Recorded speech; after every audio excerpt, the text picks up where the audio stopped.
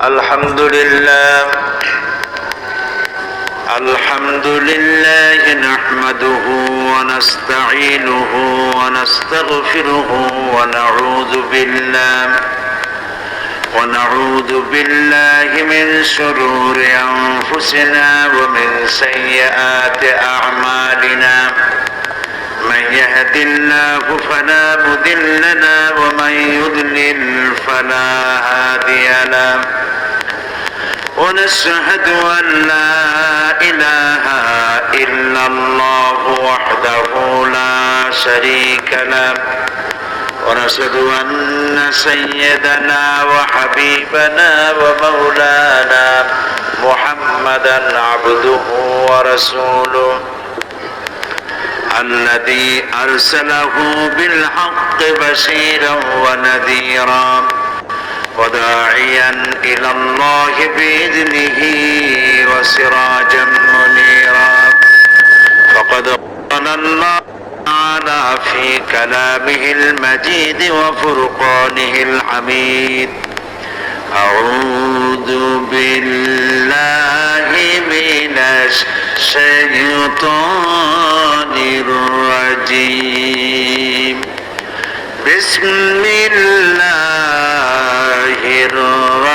الرحمن الرحيم إن الله وملائكته يصلون على النبي يا أيها الذين آمنوا صلوا عليه وسلموا تسليما اللهم صل على سيدنا مولانا محمد وعلى آل سيدنا مولانا محمد اللهم صل على سيدنا مولانا محمد وعلى آل سيدنا مولانا محمد بلغ العلا بكماله دجى بجماله حسنت جميع خصاله صلوا عليه درفشانی نے تیری قطروں کو دریا کر دیا دل کو روشن کر دیا ہے آنکھوں کو بینا کر دیا بلغ العلا بکمالہ کشفت الدجى بجمالہ حسنت جميع خصاله صلوا عليه خود نہ تھے جو راہ پر غیروں کے ہادی بن گئے کیا نظر تھی جس نے مردوں کو مسیحا کر دیا بلغ العلا بکمالہ کشفت الدجى بجمالہ حسنت جميع خصاله صلوا عليه وآله اللهم آمين ربنا ظلمنا أنفسنا وإن لم تغفر لنا وترحمنا لنكونن من الخاسرين أي الله تعالى হাজার হাজার মুসলমান নরনারী রাজশাহী ঈদগাহ ময়দানে 3 দিন ব্যাপী তাফসীরুল কোরআন মাহফিলের সমাপনী দিবসে কয়েকবার দুরূদ ও সালাম পড়ে তোমার দরবারে হাত তুলেছি মেহেরবানি করে আমাদের জিন্দেগীর গুনাহ খাতা maaf করে দাও রব্বুল আলামিন এই মাহফিলের আয়োজন যারা করেছেন, শোনার জন্য যারা এসেছেন, কিয়ামতের দিন মুসিবতের সময় এই মাহফিল আমাদের সকলের জন্য নাজাতের ওসিলা বানিয়ে দিও আল্লাহ। ইয়া রব करम तू अगर करे वो बात जुबां को जो दिल पर असर करे। रब्बना तक़ब्बल मिन्ना इन्नका अंतस समीउल अलीम व तुब अलैना इन्नका अंतत तव्वाबुर रहीम। सुब्हान रब्बिका रब्बिल इज्जति अम्मा यसिफून व सलामुन अलल मुरसलीन वल्हम्दुलिल्लाहि रब्बिल आलामीन। জনাব সভাপতি, সদ্য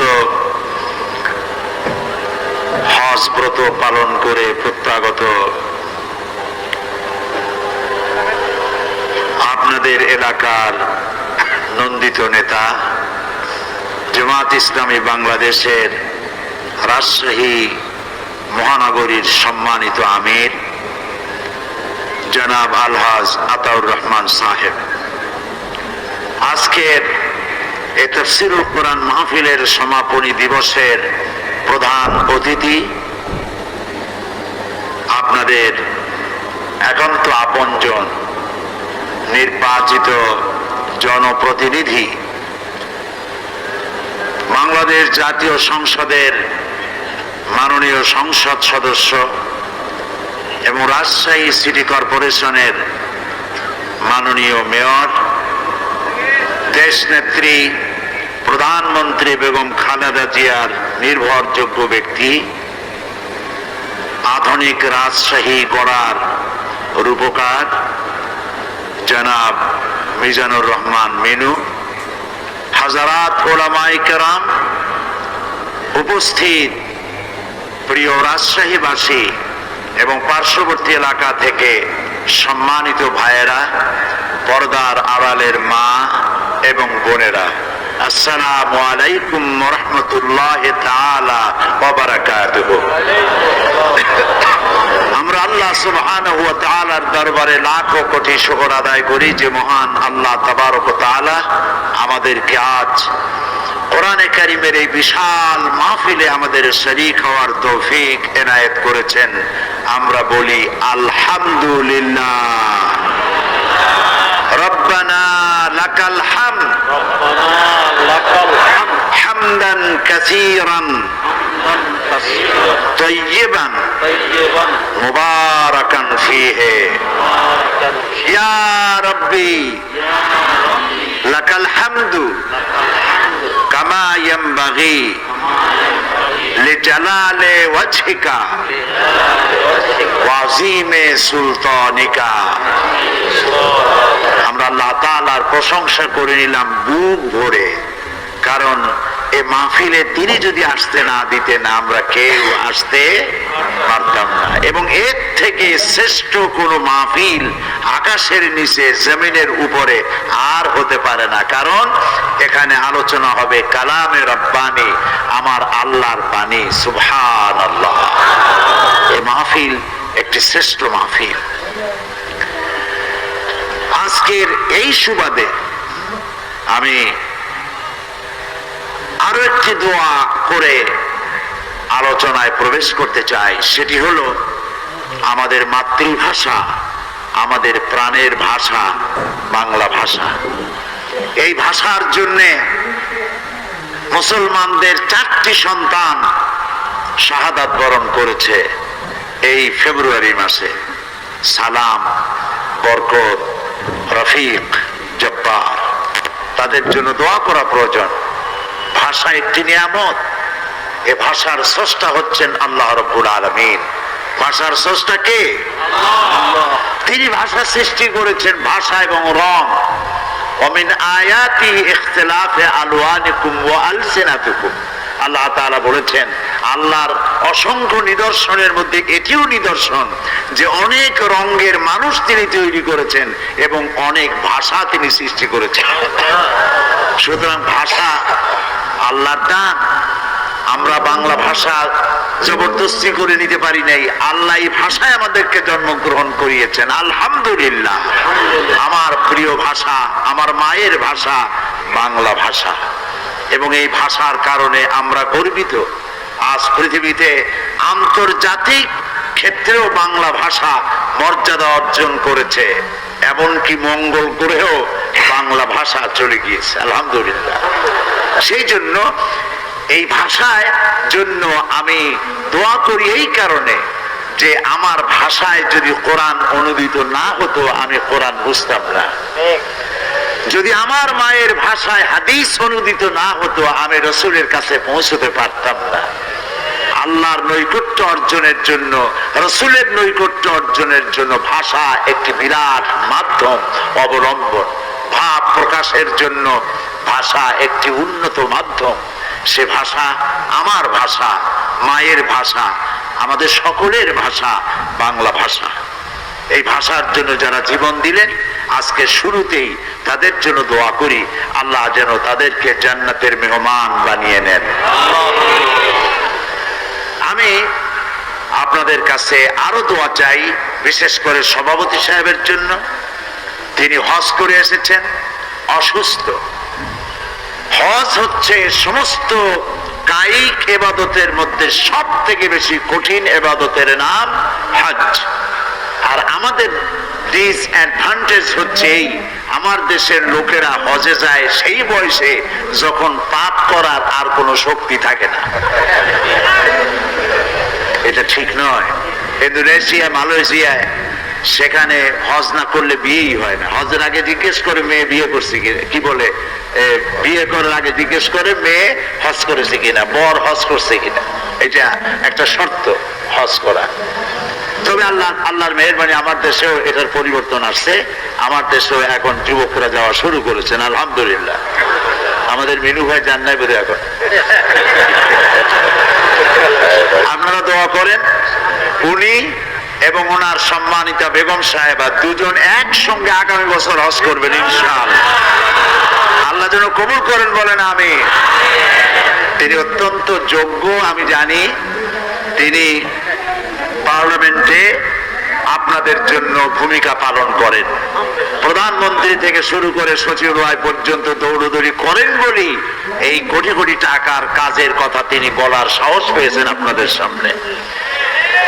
তাকে যেন আল্লাহ তাআলা ওই যে কথা বলেছেন, আমি যেন কাউকে দুঃখ না দেই, কেউ যেন আমার দ্বারা মজলুম না হয়। আমি আল্লাহর কাছে দোয়া করি জনগণ যে আশা করে ওনাকে ভোট দিয়েছে উনি যেন ইনসাফ করতে পারেন। জাহান্নামের ভয়, মৃত্যুর ভয় আল্লাহ যেন তার কলিজার মধ্যে ঢুকায় দেন।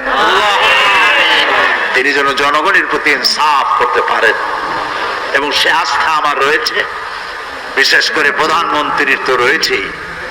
সাথে সাথে আমি সভাপতির জন্য সকলের দোয়া কামনা করি। উনিও অসুস্থ, স্পাইনাল কর্ডে প্রবলেম আছে, এর সময় বসতে পারবেন না, চলে যাবেন। ওনাকে দোয়া করে বিদায় করছি। আল্লাহ তাআলা ওনাকে সুস্থ রাখুন, ভালো রাখুন। আর সবাই দোয়া করবেন সভাপতি সাহেব যেন যোগ্য নেতৃত্ব দিতে পারেন। সেজন্য যে ধরনের স্বাস্থ্য, কণ্ঠস্বর যা দরকার আল্লাহ যেন দয়া করে দান করে দেন। প্রিয় ভাই সব, আমরা এসেছি কোরআন শোনার জন্যে। আমি সেই কোরআনের একটি পটভূমি গতকাল আপনাদের সামনে আলোচনা করেছিলাম। কোরআন তাবিজের জন্য আসে নাই, কোরআন তাবিজ লেখার জন্য আসে নাই, চোর ধরার জন্য আসে নাই। আমরা কোরআনের কাছে কখন যাই? মসজিদের ইমাম সাহেব, মৌলানা সাহেবের কাছে যাই, হুজুর আমার তো বইয়ের স্বর্ণের চেন চুরি হয়ে গেছে, একটু চাউল পোড়া দেন। বিশ্বাস করুন, চাউল পোড়া দিয়া যদি চোর ধরা যেত অন্তত মুসলিম রাষ্ট্রগুলিতে পুলিশের চাকরি থাকতো না। সমস্ত মুসলিম দেশের থানাগুলিতে চাকরি হতো মৌলভী সাহেবদের। সেখানে বস্তায় বস্তায় চাউল দিয়ে বলা হতো আপনারা চাউল পড়বেন আর চোর ধরবেন। প্রিয় ভাই সব, জেল তাড়াবার জন্য আর চাউল পড়ে চোর ধরার জন্য কোরআন আসে নাই। কোরআন এসেছে একটি সুখী, সমৃদ্ধশালী, শোষণ মুক্ত, দুর্নীতি মুক্ত একটি ভীতিহীন, নিরাপত্তাপূর্ণ, একটি সমৃদ্ধশালী রাষ্ট্র উপহার দেওয়ার জন্য কোরআন এসেছে। কোরআন শরীফ চোর ধরতে আসে নাই, চুরি বন্ধ করতে এসেছে। কোরআন ডাকাত ধরতে আসে নাই, ডাকাতি বন্ধ করতে এসেছে। কোরআন খুনিকে ধরতে আসে নাই, কোরআন অবৈধ রক্তপাতকে বন্ধ করে দেওয়ার জন্য এসেছে। কোরআন স্বৈরাচারকে ধরার জন্য আসে নাই, স্বৈরাচারের কালো হাতকে চিরকালের জন্য অবশ করে দেওয়ার জন্য কোরআন এসেছে। এটি হচ্ছে সেই কোরআন। দুর্ভাগ্য, সেই কোরআন বুঝি না। আমি যদি প্রশ্ন করি, ভাইরা, পৃথিবীর মধ্যে সব থেকে শ্রেষ্ঠ জাতি, সৌভাগ্যবান জাতি কারা? কি জবাব দেবেন? পাল্টা প্রশ্ন করি, পৃথিবীতে সব থেকে হতভাগ্য জাতি কারা? একই জবাব। সৌভাগ্যবান জাতি মুসলমান, হতভাগ্য জাতিও মুসলমান। সৌভাগ্যবান জাতি কেন? সৌভাগ্যবান জাতি এই কারণে, যেহেতু তাদের কাছে কোরআন আছে। পৃথিবীর কোন জাতির কাছে তাদের ধর্মীয় পুস্তক অবিকৃত উপায়, অকৃত্রিম উপায়, অরিজিনালিটি, পিউরিটি নিয়ে, অথেন্টিসিটির সাথে কোন জাতির কাছে নাই। চ্যালেঞ্জ রইল। আজ পৃথিবীর শত কোটি খ্রিস্টান পৃথিবীতে বাস করে। চ্যালেঞ্জ করা হয়েছে, বর্তমান খ্রিস্টানদের কাছে যে বাইবেল রয়েছে, এই বাইবেলের মধ্যে আল্লাহর ওয়ার্ড বলতে একটি ওয়ার্ডও নাই, সব তাদের বানানো। এই চ্যালেঞ্জের মোকাবেলা তারা করতে পারে না। ইউরোপে, আমেরিকায় বড় বড় ডিবেট হয়েছে, বিতর্ক হয়েছে। সেসব ডিবেটে বড় বড় পাদ্রীরা লজ্জায় কেঁদে ফেলেছে, জবাব দিতে পারে নাই। পৃথিবীতে একমাত্র মুসলমানদের কাছে আল্লাহর কিতাব আছে, তাই আমরা সৌভাগ্যবান। হতভাগ্য কেন? হতভাগ্য এই কারণে, আল্লাহর এই কিতাব যে জাতির কাছে আছে, সেই জাতি এই কিতাব দিয়ে কোনো ফায়দা নিতে পারলো না। সে জাতি আজ পৃথিবীতে সব থেকে নির্যাতিত, নিপীড়িত, নিগৃহীত। আর যদি প্রশ্ন করা হয়, পৃথিবীতে সব থেকে হোমলেস, স্টেটলেস কারা? মুসলমান। সব থেকে নির্যাতিত কারা? মুসলমান। সব থেকে বেশি মার খায় কারা? মুসলমান। তাহলে কি বুঝবো যে কোরআন আমাদের কাছে আছে বলেই আমরা মার খেয়ে বেড়াই? না। আল্লাহ রাব্বুল আলামিন কোরআনে কারীমের মধ্যে বলেছেন, তাহা মা আনজালনা আলাইকাল কুরআনা লিতাশকা। হে নবী, কোরআন আমি এই জন্য অবতীর্ণ করি নাই যে কোরআন আপনার ভাগ্যকে হতভাগ্য করে দেবে, আপনি বিপর্যস্ত হবেন, নিপীড়িত হবেন, এজন্য কোরআন আসে নাই। কোরআন এসেছে যাদের কাছে কোরআন থাকবে তারা শাসিত হবে না, তারা শাসক হবে। দুনিয়ার নেতৃত্ব তাদের পায়ের উপরে চুমো খাবে। এজন্য এসেছিল ইসলাম। আজ আমরা যদি মার খেয়ে থাকি, নির্যাতিত হতে থাকি, তার একমাত্র কারণ গতকাল বলেছি, কারণ হলো কোরআনের সাথে আমাদের সম্পর্ক সুন্দর নাই, ভালো নাই, যেমনটি থাকা উচিত ছিল সেই সম্পর্ক আমাদের নাই। গতকাল যে আয়াত থেকে আমি আলোচনা শুরু করেছিলাম সেটি ছিল সূরা আন-নাহল থেকে আমি আলোচনা করেছিলাম। সেই আয়াতটি আবার তেলাওয়াত করে ওর আলোকে আমি আলোচনা করব বিমাশিয়াতিল্লাহি তাআলা, আল্লাহ যদি বলার তৌফিক দেন। সুবহানাকা লা ইলমা লানা ইল্লা মা আল্লামতানা, আমি কিছুই বলতে পারবো না যদি না আল্লাহ আমাকে সাহায্য না করেন। আলাইহি তাওয়াক্কালতু ওয়া ইলাইহি উনীব। কোরআন কেমনে আমি আপনার সামনে পেশ করব? লোকেরা আমাকে মুফাসসিরে কোরআন বলে, কিন্তু আমি মনে করি আমি কোরআনে কারীমের তাফসীরের একজন ছোট্ট ক্ষুদ্র নগণ্য তালিবে ইলম, ছাত্র মাত্র। কোরআন এক বিশাল মহাসমুদ্র, আটলান্টিক মহাসাগরের অতল তলদেশ স্পর্শ করা তো মানুষের জন্য সম্ভব, কিন্তু কোরআনের তলদেশ স্পর্শ করা সম্ভব নয়। এটা কোনোদিন পুরাণ হবে না। নবী করিম সাল্লাল্লাহু আলাইহি ওয়াসাল্লাম বলেছেন, লা তুহসা আজাইবুহু ওয়ালা তুবলা গারাইবুহু। এই কোরআনের আশ্চর্যকারিতা, বিস্ময়কারিতার কোনো শেষ নাই। কোরআন কোনোদিন পুরাতন হবে না, জীর্ণ হবে না। আমি আলোচনা করতে গিয়ে কথা বলি যে আমার দেশে বহু লোক আছে যারা গান পছন্দ করেন না আপনারা? হয়তো অনেকের বলতে এখন লজ্জা করবে, কিন্তু করে, গান পছন্দ করে। আরে গান বহু ধরনের আছে, লালন গীতি, হাসন রাজার গান, আধুনিক গান, পল্লী গীতি, মারফতি, মুর্শিদি, নানান রকমের গান আছে। যে কোনো গান মানুষ পছন্দ করতেই পারে। এই আপনার সব থেকে পছন্দ করা গানটি যদি 100 বার শোনেন, 50 বার শোনেন, 200 বার শোনেন, এরপরে আপনার মন বলবে যে না, আর ইচ্ছে করে না শুনতে। এটা ঠিক কিনা বলুন? কোরআন সম্পর্কে এই ধরনের ধারণা কি কখনো হয়? একটি মানুষ, যে ব্যক্তি নামাজ পড়ে সঠিকভাবে, 5 ওয়াক্ত নামাজ যে পড়ে, ফরজ, ওয়াজিব, সুন্নত, নফল 5 ওয়াক্ত নামাজ যে পড়ে, তাকে দৈনিক কম করে হলেও 40 বার সূরা ফাতিহা পড়া লাগে। কিন্তু কখনো মন বলে না যে না, এই সূরা ফাতিহার জ্বালায় আর পারি না, এবার নতুন একটা কিছু করো। এরকম কি মন বলে? রাসূলুল্লাহ এই কথাই বলেছেন, ওয়ালা তুবলা গারাইবুহু, কোরআন কোনদিন পুরাতন হবে না, জীর্ণ হবে না, শুনতে ইচ্ছে করবে না, এই অবস্থা কখনোই হবে না। সুবহানাল্লাহ। কোরআন, মক্কা শরীফে যান, যাদের টাকা আছে হস্ত করবেনই। তারপরে আমার নসিহত হচ্ছে, হলিডে করার জন্য সিঙ্গাপুর, ব্যাংকক, হংকং এইসব জায়গায় দৌড়ুদৌড়ি না করে, পয়সা যদি থাকে রমজান মুবারকে উমরা করে আসুন। আল্লাহর নবী বলেছেন, রমজান মুবারকে যে ব্যক্তি উমরা করলো, সেজন্য আমার সাথে হজ আদায় করলো। যখন তেলাওয়াত হয় মসজিদে হারামে, আল্লাহর ঘর সামনে, রমজান মাস, লক্ষ লক্ষ মানুষ নামাজে দাঁড়ায় গেছে। যখন ইমাম তেলাওয়াত করেন, আর শেখ আব্দুর রহমান আস-সুদাইস, সৌদ আস-সুরাইব, আব্দুর রহমান আল হুজাইফি যখন তেলাওয়াত করেন, মনে হয় যেন আকাশ থেকে কোরআন নাযিল হচ্ছে।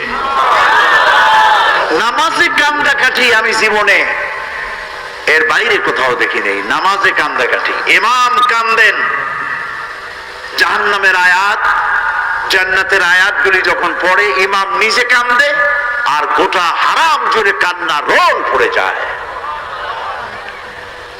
গত 26শে রমজান মক্কা শরীফে আমি ছিলাম। রমজান মুবারকে যাওয়ার একটা তৌফিক আল্লাহ করে দেন প্রতি রমজানে। পত্রিকাগুলি লিখেছে পরের দিন 30 লক্ষ লোক উপস্থিত ছিল লাইলাতুল কদরে। কি কান্দাকাটি শুরু হয়ে গেল যখন তেলাওয়াত হচ্ছিল। কোরআনের মতো মজা পৃথিবীতে আর কিছু নাই। সুবহানাল্লাহ। এই যে কোরআনের গান গাইলো মশিউর রহমান, আল্লাহর গুণগান করলো, প্রথমে কোরআনের গান গাইলো, কেমন লাগলো? আমি মিনু ভাইকে বলতেছিলাম যে মিউজিক ছাড়াও যে গান কি সুন্দর হয়। তার কণ্ঠের জন্য দোয়া করুন, আল্লাহ যেন তার কণ্ঠস্বরকে হেফাজত করেন। এগুলি আমাদের অ্যাসেট। ইচ্ছে করলে সে যদি গানের লাইনে চলে যেত, গান বাজনার মধ্যে অনেক চড়া দামে বিক্রি হইতে পারত, কিন্তু সে তার এই প্রতিভাকে আল্লাহর কোরআনের জন্য, ইসলামের জন্য ওয়াকফ করে দিয়েছে। আলহামদুলিল্লাহ। প্রিয় ভাই সব, এ হচ্ছে সেই কোরআন। এই কোরআনের সূরা আন-নাহল থেকে আমি তেলাওয়াত করছিলাম গতকাল, আজকে সেখান থেকে শুরু করি। আল্লাহ তাআলা বলছেন, وعلى الله قصد السبيل ومنها جائر ولو شاء لهداكم أجمعين وعلى الله قصد السبيل। আর আল্লাহর জন্য দায়িত্ব হলো সোজা রাস্তা বলে দেওয়া। সোজা রাস্তা বলে দেওয়ার দায়িত্ব কার? যেখানে রয়েছে অসংখ্য বাঁকা পথ, এই পৃথিবীতে অসংখ্য বাঁকা পথ আছে, সেই অসংখ্য বাঁকা পথের মধ্য দিয়ে সোজা রাস্তা বলে দেওয়ার দায়িত্ব হচ্ছে আল্লাহ তাআলা। আমি বলেছিলাম আমাদের বাড়ি ছিল জান্নাতে, নির্বাসিত হয়েছে পৃথিবীতে, এখান থেকে আবার আল্লাহ চান আমাদেরকে জান্নাতে ফিরিয়ে নিতে, সেজন্য একটি রাস্তার দরকার, সেই রাস্তার নাম ইসলাম। রাস্তাটির নাম কি? এবং এই পথ প্রদর্শন করার জন্য আল্লাহ রাব্বুল আলামিন অসংখ্য পয়গম্বর পাঠিয়ে দিয়েছেন এই পৃথিবীতে। সেই পয়গম্বরেরা হলেন আমাদের জন্য পথ প্রদর্শক, গাইড। এই জন্য আদম আলাইহিস সালাম থেকে শুরু করে মুহাম্মদ সাল্লাল্লাহু আলাইহি ওয়াসাল্লাম, তারা হলেন পৃথিবীর সর্বশ্রেষ্ঠ সন্তান যারা জিন্দেগিতে কোনো গুনাহ করেন নাই। নবীদের কোনো গুনাহ নাই, তারা মাসুম, তারা বেগুনাহ। এই নবীদেরকে আল্লাহ পাক পৃথিবীতে পাঠান। নবী চেনার উপায় কি? নবীদের গায়ে কপালের উপরে লেখা থাকে না যে ইনি নবী। ফেরেশতা এসে বলেন না যে ইনি আল্লাহর নবী, তোমরা বিনা বাক্য ব্যয় তার সাথে কাজ করো, তাকে মানো, এইভাবে কোনো ফেরেশতাও আসে না। নবী চেনার জন্য তিনটি শর্ত। এক নম্বরে সমস্ত নবীদেরকে আল্লাহ ওহী দেন, ওহী ছাড়া নবী হওয়া যায় না। দুই নম্বরে প্রত্যেক নবীকে আল্লাহ তাআলা মুজিজা দেন। তিন নম্বরে তাদের দেন উন্নত চরিত্র। নবীদের চরিত্রের মতো ভালো চরিত্র পৃথিবীতে কোনো মানুষের হইতে পারে না। নবীদের, দুনিয়ার সব মানুষের ক্যারেক্টার, অধিকাংশ মানুষের চরিত্র হয় দুই প্রকার। একটা হলো পাবলিক ক্যারেক্টার, আর একটা হলো পার্সোনাল ক্যারেক্টার। দুই রকমের হয়ে থাকে। আমরা যাদের কাছে চরিত্রের সার্টিফিকেট নিতে যাই, যারা ক্যারেক্টার সার্টিফিকেটে সই করেন, অনেক ক্ষেত্রে দেখা যায় তাদের নিজেদেরই চরিত্রের কোনো বালাই নেই। নবীরা এর থেকে ভিন্ন, নবীরা এর থেকে স্বতন্ত্র।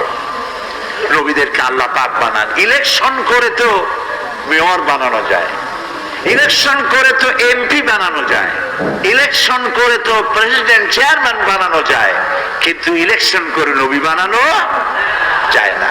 সারা পৃথিবীর সব মানুষ যদি ঐক্যবদ্ধ হয়ে কাউকে ভোট দেয় যে আপনি নবী, আপনারে আমরা ভোট দিলাম, আপনি নবী, এই কথা বললে তিনি কি নবী হইতে পারবেন? আপনারা ডাকতে পারবেন তাকে নবী বলে, কিন্তু শর্ত পূরণ হবে না। শর্ত হলো ওহী আসা।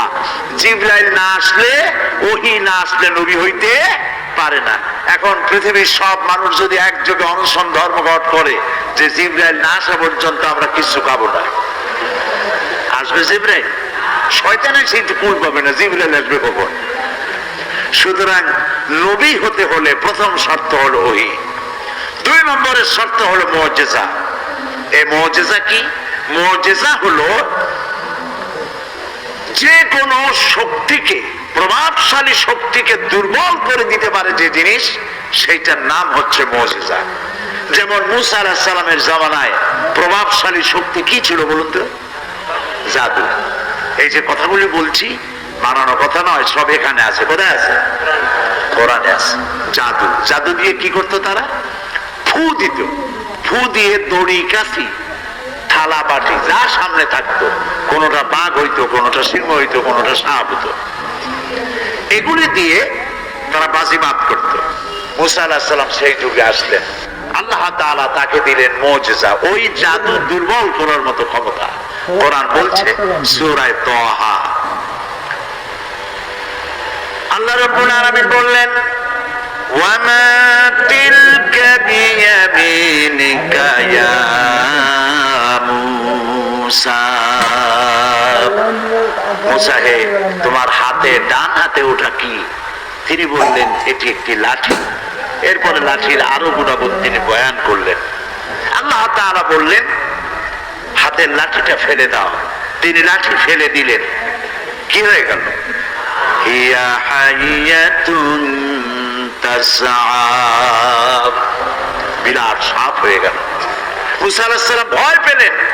আল্লাহ তাআলা বললেন খুযহা ওয়ালা তাখাফ, ভয় পেও না, ধরো। সাপের প্রতি নবী হোক, আলেম হোক, বীর হোক, মানুষ হোক, যে কেউ হোক, সাপ দেখলে ভয় হবে, ঠিক কিনা? মুসা আলাইহিস সালাম ভয় পেয়েছেন। আল্লাহ বললেন ভয় পেও না, ধরো। এখন তিনি যদি না ধরেন তাহলে তো সর্বনাশ। বলছে ধরো, স্বাভাবিক অবস্থায় ফিরে আসবে। মুসা আলাইহিস সালাম ধরলেন, কি হয়ে গেল? আবার লাঠি হয়ে গেল। আল্লাহ পাক এবার বললেন, যাও, ইযহাব ইলা ফিরআউনা ইন্নাহু তাগা, ফিরআউন সীমা লঙ্ঘন করেছে, তার কাছে যাও। তিনি দাওয়াত দিলেন।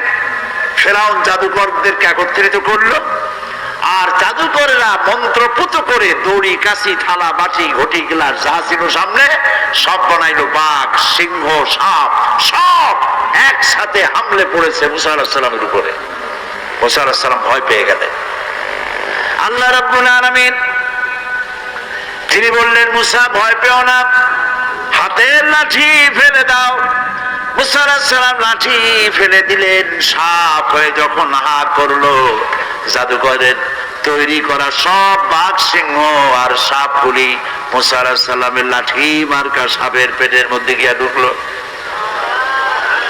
জাদুকরেরা তারা চিন্তা করলো যে আমরা যেটা দেখাইছি 100% জাদু, মন্ত্রতন্ত্র করছি, জাদু দিয়ে তৈরি হয়েছে। মুসা আলাইহিস সালাম যেটা দেখালেন এটা জাদু হইতে পারে না, কারণ জাদু তো খাইয়ে ফেলাই দিছে। এটা জাদু না, এটা জাদুর বাবা অথবা দাদা জাতীয় কিছু। এটার নাম মুজিজা। ওরা যেটা দেখাইলো সেটা জাদু, মুসা আলাইহিস সালাম যেটা দেখালেন সেটার নাম মুজিজা। দাউদ আলাইহিস সালামকে আল্লাহ তাআলা মুজিজা দিয়েছিলেন। একটি দিয়েছিলেন গলার আওয়াজ, এত সুন্দর শিরিন জবান তার ছিল। হযরতে দাউদ আলাইহিস সালাম যখন জাবুর শরীফ যখন তেলাওয়াত করতেন, উড়ন্ত পাখিগুলি ওড়া বন্ধ করে হযরত দাউদের চতুর্দিকে বসে পড়ে তারা তার মুখে আল্লাহর কালাম শুনতো। দাউদ আলাইহিস সালাম অস্ত্র নির্মাতা ছিলেন। অস্ত্র তৈরি করে লোহা দিয়ে, লোহাকে আগুন দিয়ে পোড়ায়া নরম করা লাগে। দাউদ আলাইহিস সালামের লোহা পোড়ায়া নরম করার প্রয়োজন হতো না, তাকে আল্লাহ মুজিজা দিয়েছিলেন। লোহা মুঠো করে ধরে চাপ দিতেন, পানির মতো গলে আঙ্গুলের ফাঁক দিয়া পড়ে যেত, আর নিজের ইচ্ছে মতো অস্ত্রের তিনি সাইজ দিতেন, ডিজাইন করতেন। ঈসা আলাইহিস সালামের মুজিজা ছিল অন্ধ, জন্মান্ধের উপরে হাত বুলিয়ে দিতেন, চোখ ভালো হয়ে যেত। কুষ্ঠ ব্যাধিগ্রস্ত লোকের গায়ে হাত বুলাতেন, ভালো হয়ে যেত। সব কথা কোরআন শরীফে আছে। সুবহানাল্লাহ। আমি বলতে চাই, পয়গম্বরেরা দুনিয়া থেকে বিদায় হয়ে গেলেন, মুজিজার কার্যকারিতা শেষ হয়ে গেল। মুসা আলাইহিস সালাম ইন্তেকাল করলেন। লাঠি তিনি কবরে নিয়ে যান নাই, কিন্তু উম্মতেরা ওই লাঠিকে 1 সেকেন্ডের জন্য আর সাপ বানাইতে পারে নাই। দাউদ আলাইহিস সালাম মারা গেলেন, তার উম্মতেরা লোহা ধরে চাপাচাপি করে পানি বানাইতে আর পারে নাই। সুলাইমান আলাইহিস সালামের মুজিজা ছিল সিংহাসনে বসতেন। সারা বিশ্বের বাদশা আল্লাহ তারে বানাইছিলেন, সিংহাসনে বসতেন। এই কোরআনের সূরা নামলের মধ্যে আল্লাহ পাক বলেছেন, সকাল বেলায় সিংহাসনে বসতেন, 1 মাসের পথ তিনি বাতাসের উপর থেকে উড়ে যেতেন। আবার সন্ধ্যা বেলায় আর 8 মাসের পথ তিনি ব্যাক করতেন, ইঞ্জিনের দরকার হতো না। তিনি ইন্তেকাল করলেন, সিংহাসনটা কবরে নিয়ে যান নাই। তার উম্মতেরা 1 সেকেন্ডের জন্য এই সিংহাসনকে 1 ইঞ্চি জমিনের উপরেও আর উঠাইতে পারে নাই। ঈসা আলাইহিস সালাম মারা যাননি, আল্লাহ তাকে উঠায় নিয়েছেন।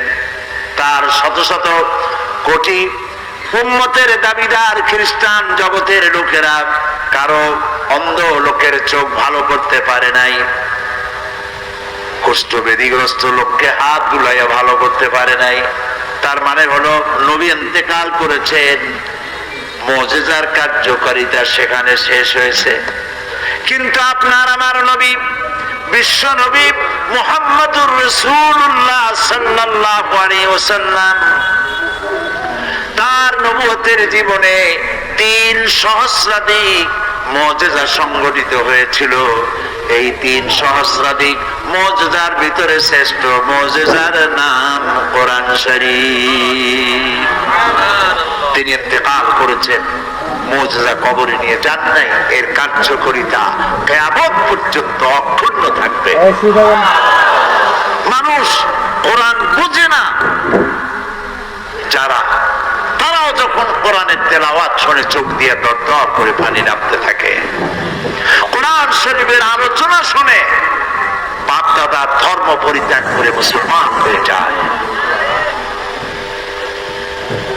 প্রসঙ্গক্রমে আল্লাহ শুকরার্থে বলছি, এই কোরআনের তাফসীর বিগত 40 বছর এক টানা আল্লাহ তাআলা তার গোলামকে করার তৌফিক দিয়েছেন, দেশে এবং দেশের বাইরে। এই কোরআন এই তাফসীর করাকালীন সময় বাংলাদেশ এবং তার বাইরে এ পর্যন্ত কোরআনে কারিমের তাফসীর শুনে আমার কাছে 6 শতাধিক হিন্দু, খ্রিস্টান, বৌদ্ধ, ইসলাম কবুল করেছেন। এটাই হচ্ছে কোরআনের মুজিজা। এটার নাম কোরআনের মুজিজা। কোরআনের মুজিজা তাকায় দেখেন আজকের মাহফিলের দিকে, এর নাম কোরআনের মুজিজা।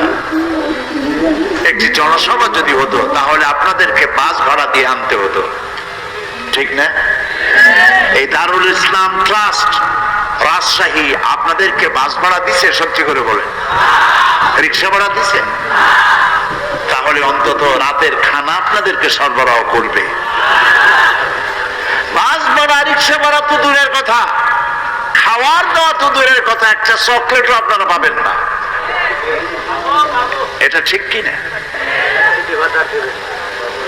তাহলে এই যে আপনাদের আগমন, আপনাদের আশা, বড় পয়সা এখানে দিয়ে যাবেন, ওনাদের খরচের টাকা দিয়ে যাবেন না আপনারা? তাহলে এই যে আপনারা আসলেন, এই আশাটির পেছনে আকর্ষণ কি?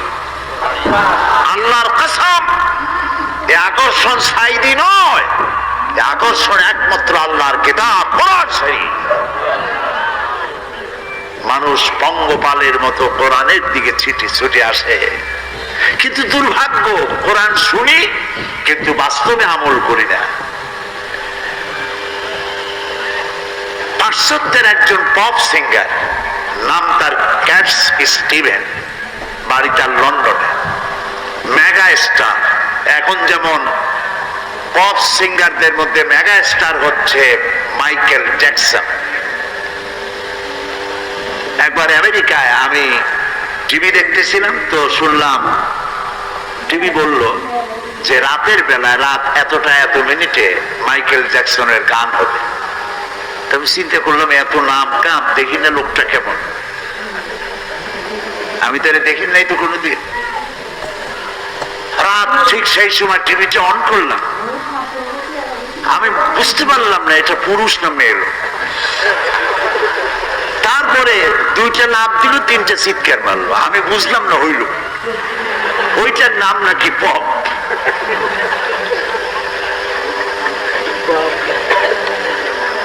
আর ওনার আগে, এই মাইকেল জ্যাকসনের আগে ছিল ক্যাট স্টিভেন। তিনি কোরআন শরীফের তেলাওয়াত শুনলেন কারি আব্দুল সামাদ, আব্দুল বাসেদের কাছে। তেলাওয়াত শুনে পাগল হয়ে গেল, আমি কি গান গাই, কোরআনের সামনে তো এগুলি কিছুই না। তিনি কোরআন শুনে মুগ্ধ হলেন, কোরআন হাদিস পড়লেন এবং এক পর্যায়ে তিনি পড়লেন লা ইলাহা ইল্লাল্লাহু মুহাম্মাদুর রাসূলুল্লাহ। তার মুসলমান নাম হলো ইউসুফ ইসলাম। বাংলাদেশে কয়েকবার সফর তিনি করেছেন এবং আমি তার সাথে একসাথে কতগুলি প্রোগ্রাম করেছি। লন্ডনে বাড়ি, কলেজ করেছেন, কিন্ডারগার্টেনে স্কুল করেছেন। এক মিটিংয়ে তিনি বললেন, বড় শিক্ষণীয় কথা, এক মিটিংয়ে তিনি বললেন জনসভায় লন্ডনে, বললেন আমি কোরআন হাদিস পড়ে বুঝে ইসলাম কবুল করেছি, কিন্তু আজ 25 বছর পর, ইসলাম কবুল করার 25 বছর পর এখন আমার চিন্তা হয় যে কোরআন এবং হাদিস পড়ার আগে যদি আমি এই মুসলমানগুলি দেখতাম তাহলে বোধহয় ইসলাম কবুল করা আমার পক্ষে সম্ভব হতো না। আমার কাছে মনে হলো ইউসুফ ইসলাম যেন গোটা মুসলিম মিল্লাতের গালের উপর একটা থাপ্পড় কষে দিয়েছে। তিনি বলতে চাইলেন কোরআন আর হাদিস যে মুসলমান ডিমান্ড করে, যে কোয়ালিটি কামনা করে যে মুসলমানদের, আমরা সেই মুসলমান নই। আমি গতকালও বোধহয় বলেছি এই কথা, যে মরা মানুষ জিন্দা হওয়ার কোন সুরত যদি থাকতো, আর একজন সাহাবী যদি জিন্দা হতে পারতেন, তাহলে আমাদের অবস্থা দেখে বলতেন আল্লাহর কসম, রাসূলুল্লাহ যে মুসলমান বানায় রেখে গিয়েছিলেন, আল্লাহর কসম এগুলি সেই মুসলমান না।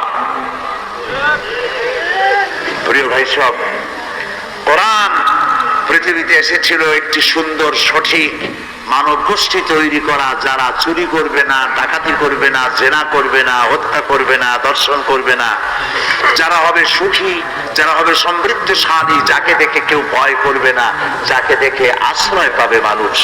রাসূলুল্লাহ তাই ছিলেন। প্রিয় সব, এই নবুয়তের মিশন যারা আল্লাহ তাআলা যাদেরকে নবী বানালেন, সেই নবীদের মধ্যে শ্রেষ্ঠ নবী, সর্বশেষ নবী, যার নাম বিশ্ব নবী মুহাম্মদুর রাসূলুল্লাহ সাল্লাল্লাহু আলাইহি ওয়াসাল্লাম।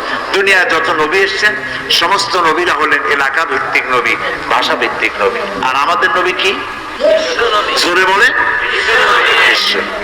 কোথায় পাইলাম? এইখানে, এই কোরআন শরীফ। আল্লাহ রাব্বুল আলামিন বলেন, কুল ইয়া আইয়ুহান নাসু ইন্নী রাসূলুল্লাহি ইলাইকুম জামিআ।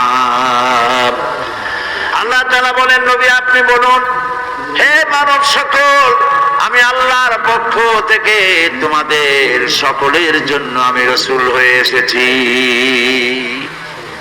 এই পৃথিবীতে সব থেকে বেশি মর্যাদা দিয়েছেন আল্লাহ তাআলা তার রাসূলকে। কোরআন শরীফে সমস্ত নবীদেরকে তো আল্লাহ নাম ধরে ধরে রেখেছেন। ইয়া আদম, ইয়া জাকারিয়া, ইয়া ইয়াহইয়া, ইয়া মূসা, এমনকি আমার জাতির পিতারও নাম ধরে রাখছেন আল্লাহ। বলেন নাই, ও মুসলমানদের জাতির পিতা। জাতির পিতা কে? আসতে বললেন কেন? সন্দেহ আছে? জাতির পিতা কে? এই ঈমান মজবুত রাখবেন। জাতির পিতা একাধিক হওয়া মোটেই ভালো না। পিতা একজন হওয়া ভালো, বেশি হওয়া কি সুলক্ষণ না কুলক্ষণ? মুসলিম মিল্লাতের পিতা, মিল্লাত আবিকুম ইব্রাহিম হুয়া সাম্মাকুমুল মুসলিমিন। মুসলিম জাতির পিতা ইব্রাহিম আলাইহিস সালাম, তাকেও আল্লাহ নাম ধরে রেখেছেন। কোরআনে কারিমে দেখতে পাই আল্লাহ রাব্বুল আলামিন তাকে ডেকেছেন এই বলে, ওয়ানাদাইনাহু আইয়া ইব্রাহিম قد صدقت الرؤيا إنا كذلك نجزي المحسنين। আমি ইব্রাহিমকে ডেকে বললাম, হে ইব্রাহিম, তুমি তোমার স্বপ্নকে বাস্তবে রূপ দিয়েছো, আর আমি এইভাবে করে মুহসিনিনদেরকে আমি পুরস্কৃত করে থাকি। প্রিয় ভাই সব, আল্লাহ রাব্বুল আলামিন একমাত্র নবী যার নাম ধরে ডাকেন নাই। নাম কিটা? বলেন, মুহাম্মদ রাসূলুল্লাহ সাল্লাল্লাহু আলাইহি ওয়াসাল্লাম নাম ধরে আল্লাহ ডাকেন নাই। যখনই ডাকার দরকার হয়েছে আল্লাহ আদর করে ডেকেছেন, ইয়া আইয়ুহার রাসূল, হে রাসূল, ইয়া আইয়ুহান নবী, হে নবী, ইয়া আইয়ুহাল মুজাম্মিল, ইয়া আইয়ুহাল মুদ্দাসসির, ইয়াসিন, তাহা, প্রিয় প্রিয় নামে, সুন্দর সুন্দর নামে ডেকেছেন আর উম্মতকে বলেছেন। আল্লাহ তাআলা এই কোরআনে কারিমে বলেছেন, তোমরা যেভাবে পরস্পর পরস্পরকে নাম ধরে ডাকাডাকি করো, এইভাবে করে আমার নবীকে নাম ধরে ডেকো না। আল্লাহ নিষেধ করছেন। এমনকি কথা আপনারা জানেন যে যদি কোনো মানুষ মা বাবার সাথে বেয়াদবি করে, তাহলে সেটা শুধু বেয়াদবি থাকে। পীরের সাথে বেয়াদবি করলো, বেয়াদবি, এর থেকে বেশি কিছু হয় না। কিন্তু নবীর শানে, মুহাম্মদ সাল্লাল্লাহু আলাইহি ওয়াসাল্লামের শানে যদি কেউ বেয়াদবি করে, সেটা বেয়াদবি থাকে না, কুফরি হয়ে যায়। নবী করিম সাল্লাল্লাহু আলাইহি ওয়াসাল্লাম সূরা হুজুরাতে আল্লাহ তাআলা বলছেন, এক মজলিসে তিনি বসেছিলেন, তিনি কথা বলছেন, কিন্তু তার কণ্ঠস্বরকে উপচে, তার কণ্ঠস্বরকে নিচু করে সাহাবায়ে কেরাম এত জোরে কথা বলছেন যে নবীর কথা শোনা যায় না। আল্লাহ এটাকেও বরদাস্ত করেন নাই। সঙ্গে সঙ্গে ওহী নাজিল হলো। আল্লাহ রাব্বুল আলামিন ঘোষণা করলেন, ইয়া আইয়ুহাল্লাযীনা আমানু লা তারফাউ আসওয়াতাকুম ফাওকা সাউতিন নবী। হে বিশ্বাসীরা, তোমরা যারা ঈমান এনেছো শোনো, তোমাদের কণ্ঠস্বর যেন আমার নবীর চাইতে বড় না হয়ে যায়। যদি আমার নবীর চাইতে তোমাদের গলার আওয়াজ বড় হয়ে যায়, আনতাহাবাতা আমালুকুম, তোমাদের জিন্দেগীর সমস্ত নেক আমলগুলি আমি বরবাদ করে দেব। এখনো পর্যন্ত মসজিদে নববীতে রাসূলুল্লাহর কবরের সামনে এই আয়াতটি স্বর্ণাক্ষরে লেখা আছে। এটা সেই জায়গা, ये मकामे আদব है, এখানে আদব করতে হয়। জোরে চিল্লায় কান দেওয়া যায় না, নীরবে ফোপায় ফোপায় কাঁদতে হয়। এখানে শুয়ে আছেন আল্লাহ তাআলা যাকে শয়ে রেখেছেন, যিনি হচ্ছেন আখিরি জামানার পয়গম্বর বিশ্বনবী মুহাম্মদ রাসূলুল্লাহ সাল্লাল্লাহু আলাইহি ওয়াসাল্লাম। প্রিয় ভাই সব, তিনি দুনিয়ার বুকে এসেছিলেন একটি বিপ্লব করার জন্য। কি জন্য আসছিলেন, কেন তাকে পাঠানো হলো? কোরআনে কারীমের মধ্যে সূরা ফাতহার মধ্যে আল্লাহ তাআলা বলেন, হুয়াল্লাযী আরসালা রাসূলাহু বিল হুদা ওয়া দীনিল হক লিইয়ুযহিরাহু আলাদ-দীনি কুল্লিহি ওয়া কাফা বিল্লাহি শাহীদা। হুয়াল্লাযী আরসালা রাসূলাহু বিল হুদা ওয়া দীনিল হক, আমি আমার রাসূলকে দ্বীন হক, সত্যের বিধান সহকারে পাঠিয়েছি, যাতে করে তিনি মানব গোষ্ঠীর উপরে আমার কোরআনকে বিজয়ী করে দেন, আমার দ্বীনকে বিজয়ী করে দেন। এই জন্য তাকে পাঠিয়েছি। আজ আমার দেশের এক শ্রেণীর লোক আছে যারা ধর্ম আর রাজনীতিকে আলাদা করতে চায়, আছে না? আছে কিনা? তারা ধর্ম নিরপেক্ষতায় বিশ্বাসী। আপনারা জানেন আল্লাহ যা যা করেছেন শয়তান তার উল্টা করেছে, ঠিক কিনা? আল্লাহ তাআলা করেছেন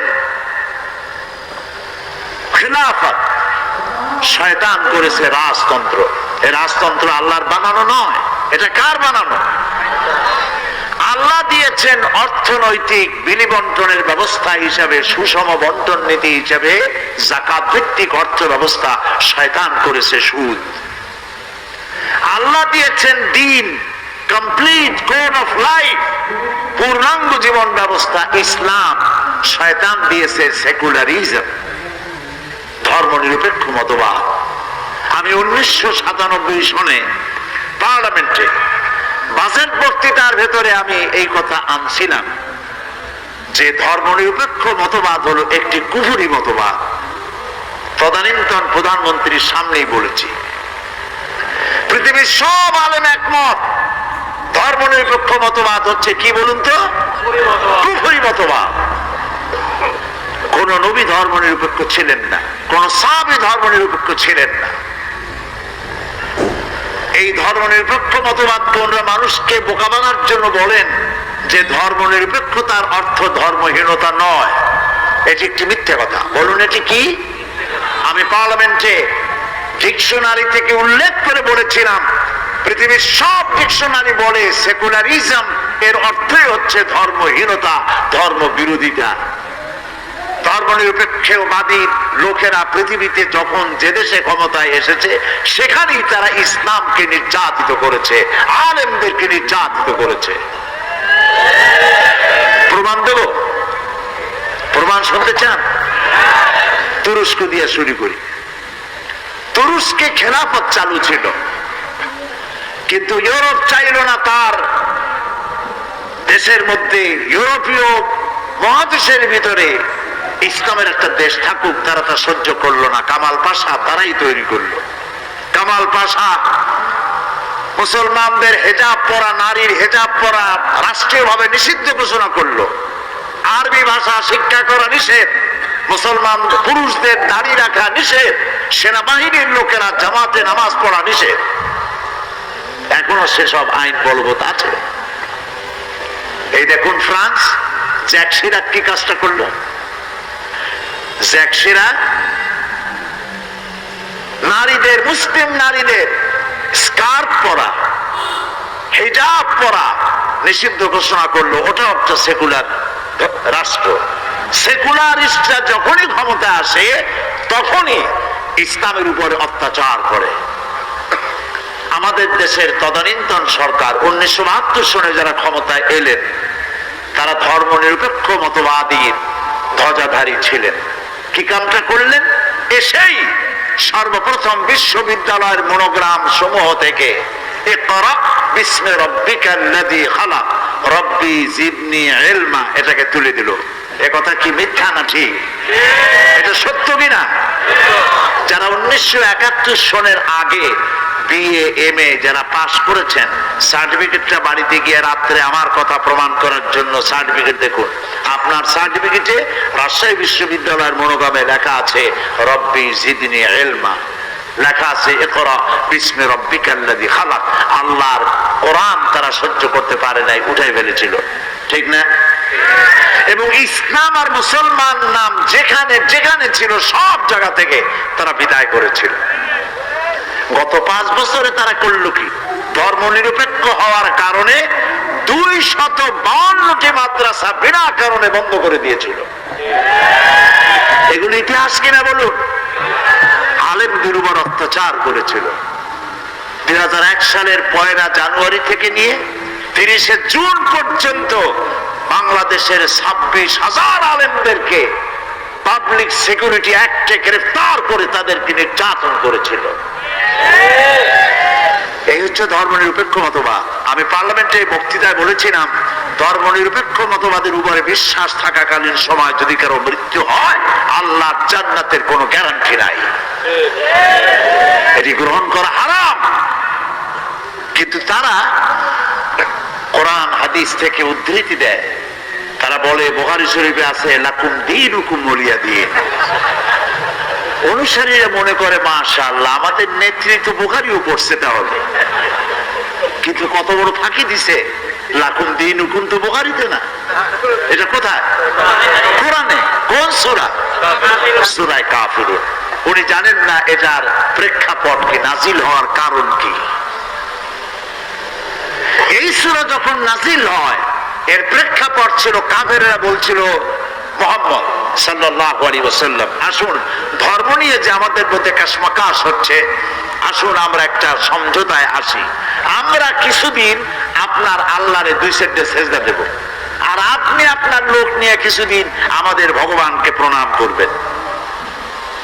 এই প্রস্তাব যখন করলো তারা ধর্মকে 50-50 ভাগাভাগি করার জন্য, তখন আল্লাহ তাআলা জিবরাইল পাঠিয়ে দিলেন। রাসূলুল্লাহ কোনো কথা বলতেন না যতক্ষণ জিবরাইল কথা না বলে, জিবরাইল ততক্ষণ কথা বলতেন না যতক্ষণ আল্লাহ বলতে নির্দেশ না করেন। আল্লাহ নাজিল করলেন কুল ইয়া আইয়ুহাল কাফিরুনা লা আ'বুদু মা তা'বুদুন। বলুন হে কাফেরেরা, তোমরা যার ইবাদত করো আমরা তার ইবাদত করি না, আবার আমরা যার ইবাদত করি তোমরা তার ইবাদত করো না। সুতরাং সিদ্ধান্ত হচ্ছে এই, লাকুম দীনুকুম ওয়ালিয়া দীন। তোমাদের ধর্ম তোমাদের জন্য, আমাদের ধর্ম আমাদের জন্য। তোমরা তোমাদের দ্বীনের পক্ষে থাকো, আমরা আমাদের দ্বীনের পক্ষে থাকি। এখানে নিরপেক্ষতার কথা কোথায় পেলে? ধর্মের ব্যাপারে নিরপেক্ষ থাকতে পারে কেবলমাত্র শয়তান, মুসলমান পারে না। আপনাকে পক্ষে থাকতে হবে। ধর্মের ব্যাপারে রাসূলুল্লাহ কি নিরপেক্ষ ছিলেন? তাহলে সারা জীবন তিনি করলেনটা কি?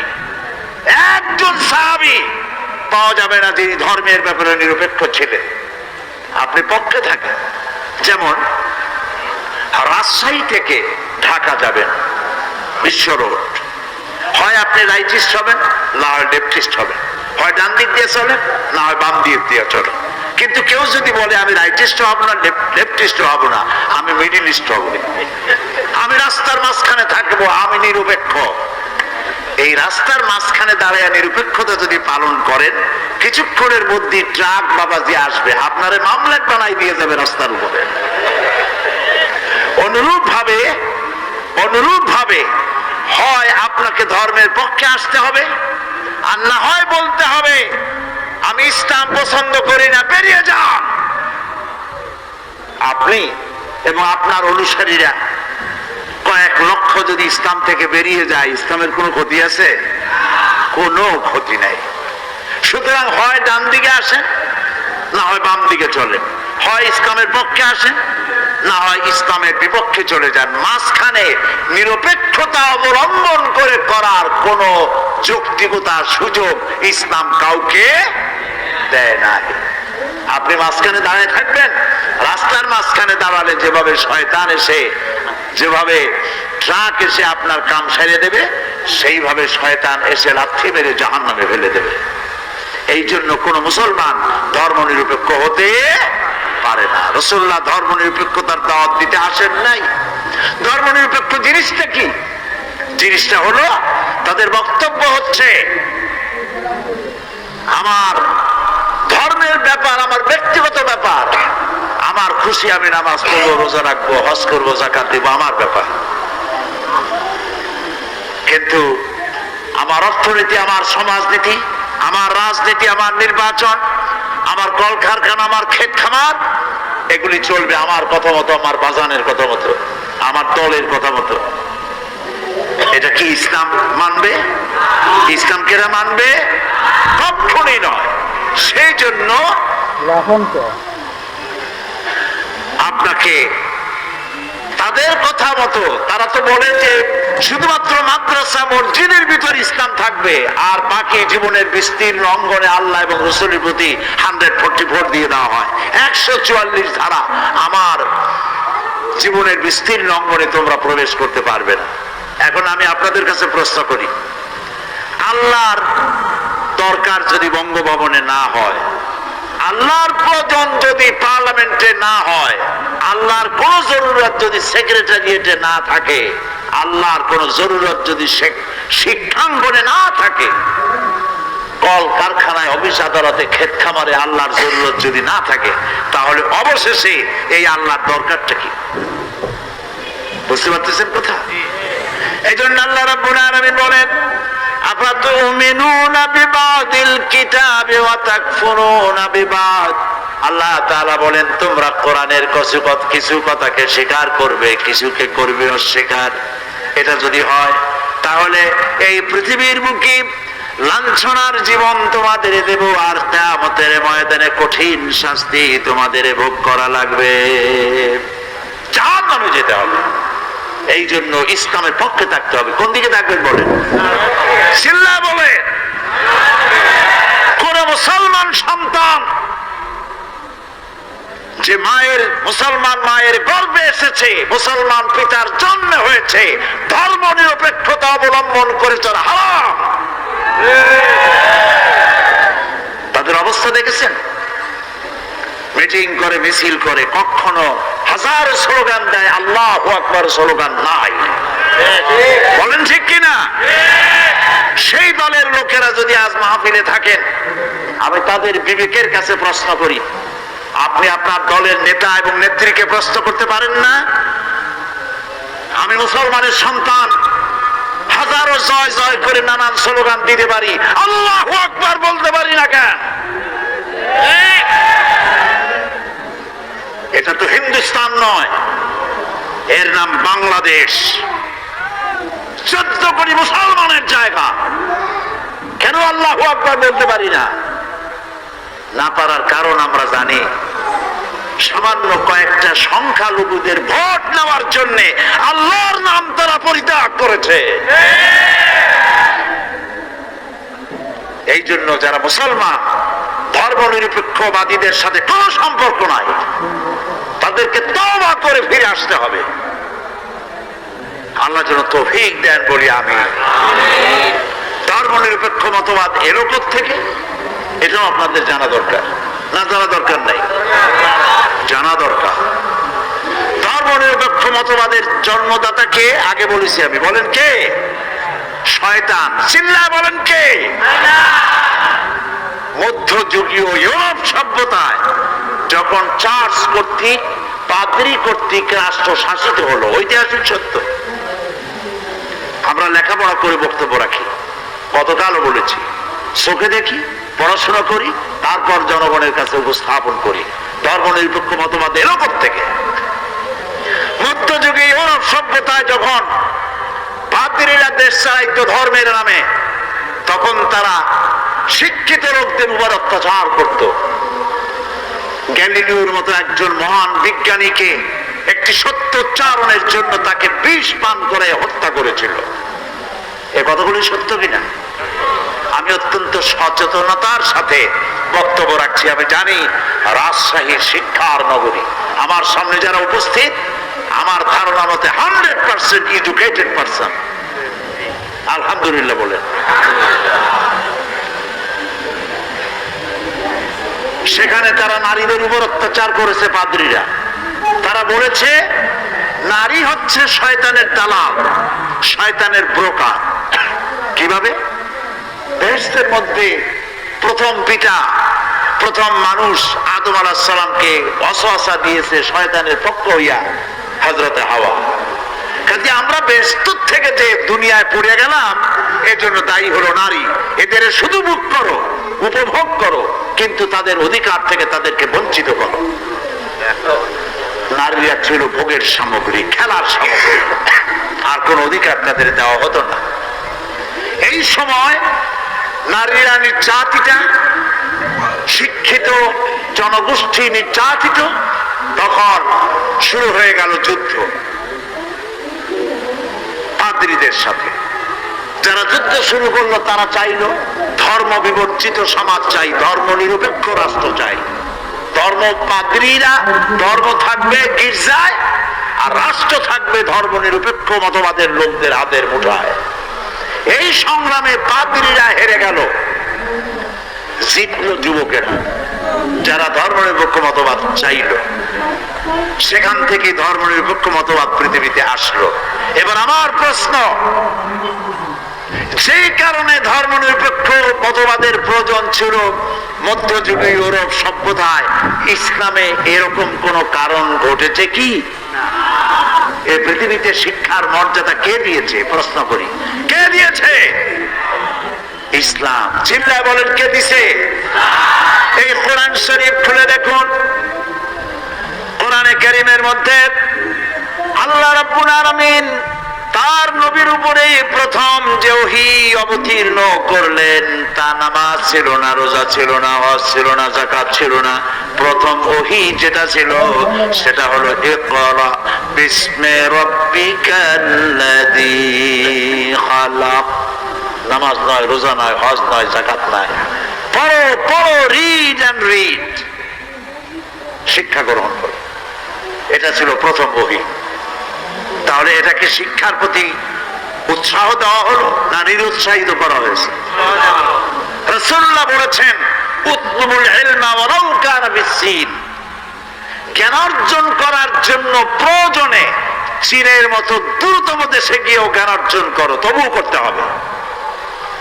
এমনকি এই যে জেনারেল লিটারেসি, গণসাক্ষরতা, আপনারা আজকে গণসাক্ষরতা অভিযান করছেন, কিন্তু এটার উদ্ভাবন কে করেছেন? সর্বপ্রথম করেছেন বিশ্বনবী মুহাম্মদ রাসূলুল্লাহ, জোরে বলেন সাল্লাল্লাহু আলাইহি ওয়াসাল্লাম। যুদ্ধবন্দীরা যখন তার কাছে আসতো, তিনি বলতেন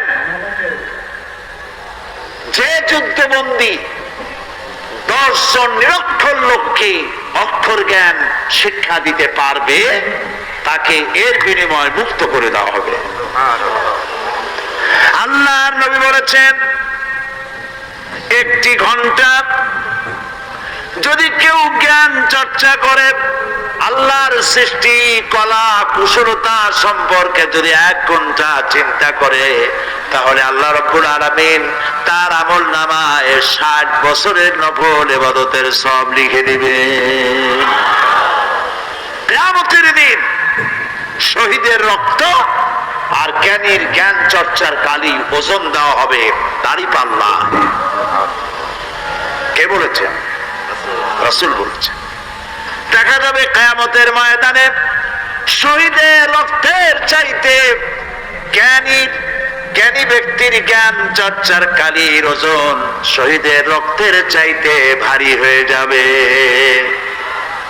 রাসূলুল্লাহ আরো বলেছেন, একটি ঘন্টা যদি কেউ জ্ঞান চর্চা করে তাহলে লাইলাতুল কদরে হাজারে আসওয়াদের সামনে দাঁড়িয়ে কেউ যদি সারা রাত ইবাদত করে তার থেকে বেশি সওয়াব হবে। জ্ঞানীদের মর্যাদা যে ইসলাম এত বেশি দিল, সেই ইসলামে ধর্ম নিরপেক্ষতার কোন জরুরত আছে? জবাব দেন, কোন জরুরত আছে? নারীদের ব্যাপারে নারীকে সম্মান কে দিয়েছে পৃথিবীতে? বলেন বলেন আপনারা, কে দিয়েছে? ইসলাম, কেবলমাত্র ইসলাম। নারীর কি সম্মান দিল ইসলাম। নবীজি বললেন, কোন একটি ঘরে যদি কন্যা সন্তান প্রসব করে কেউ, কোন মা যদি একটি কন্যা সন্তান প্রসব করে, ওই ঘরের ভিতরে রহমতের ফেরেশতা নাযিল হয়ে গিয়ে বলে, আসসালামু আলাইকা ইয়া আহলাল বাইত, হে গৃহবাসীরা, তোমাদের উপর আল্লাহর রহমত নাযিল হোক।